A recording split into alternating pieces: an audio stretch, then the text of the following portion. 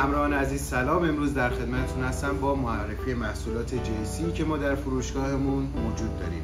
محصولات JC موجود تو فروشگاه ما معمولا تنوع بالایی داره و میتونم از اونا اشاره کنم به فلت های دات JC. خب چندین ساله داریم ما فیس آیدی ها رو با این فلت ها انجام میدیم و همون به قول ما روش سنتی قدیممونه که داریم انجام میدیم. بعد از فلت های فیس آیدی ورژن جدیدتر برای فیس آیدی ارائه شد که خب راهکارش راحت تر بود و از تگ های فیس آیدی استفاده کردیم. اول به اسم نان ریمووال اومد و الان هم به اسم تگ فیس آیدی توی سایت موجوده و میتونین تهیه کنین. راه رو آسان‌تر میکنه، کار رو آسان‌تر میکنه ولی شرایط استفاده خاصی داره. پر مصرف ترین بازارم توی JC تگای باتریه. تگای باتری هم همشون جدیدترین نسخه رو داریم و دلیلش هم حجم فروش بالاست. از اونجایی که فروش بالایی داره تگای باتری، همیشه آخرین ورژن و آخرین نسخهش تو بازار موجوده و ما همیشه سعی کردیم آخرین نسخه ها رو تهیه و خب حالا به همکارا ارجاع بدیم و بفروشیم.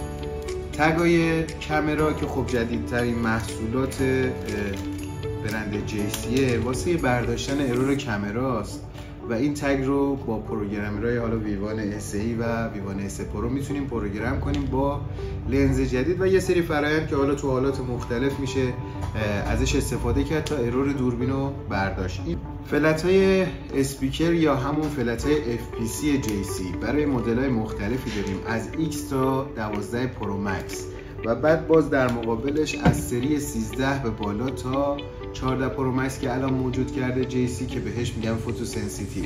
این دو مدل فلت برای برگردوندن اطلاعات اون فلت اسپیکر یا فلت سنسوری که زمان تعویض LCD یا ضربه یا هر داستانی که واسش پیش میاد و قابلیت ریکاوری نداره استفاده میشه تا تروتون LCD برگرده تو این سری و توی این سریای قدیمی فیس آیدی برگرده و کار بکنه.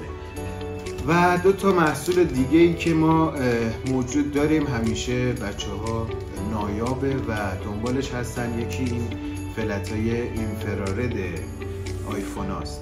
زمانی که خب دستگاه آسیب میبینه بعضی وقتا زدگی های ریزی تو فلت اینفرارد به وجود میاد که خب با این فلت های اینفرارد که دونه به دونه مدل های مختلفش هست استفاده میکنن تا مشکل اینفرارد رو هم حل کنن.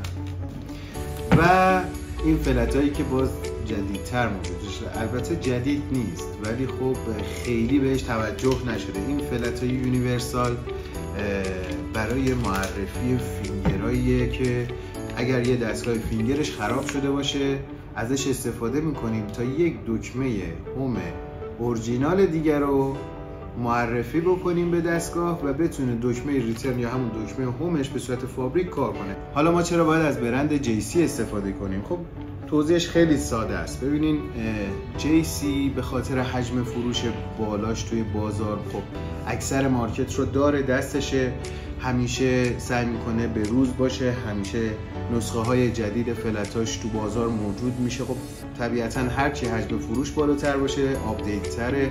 نرم افزار JC اسیستنس رو داره که همیشه داره آپدیت میشه، هر روز داریم میبینیم.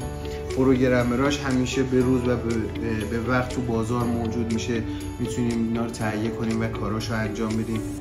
یا یه نکته دیگه هم که داره کار کردن با JC خیلی راحت تره، یعنی از یک تقریبا آدم نیمه حرفه‌ای تا یه آدم حرفه‌ای با JC کارشو راه میندازه، حالا هر کی توی زمینه مسائل خودش.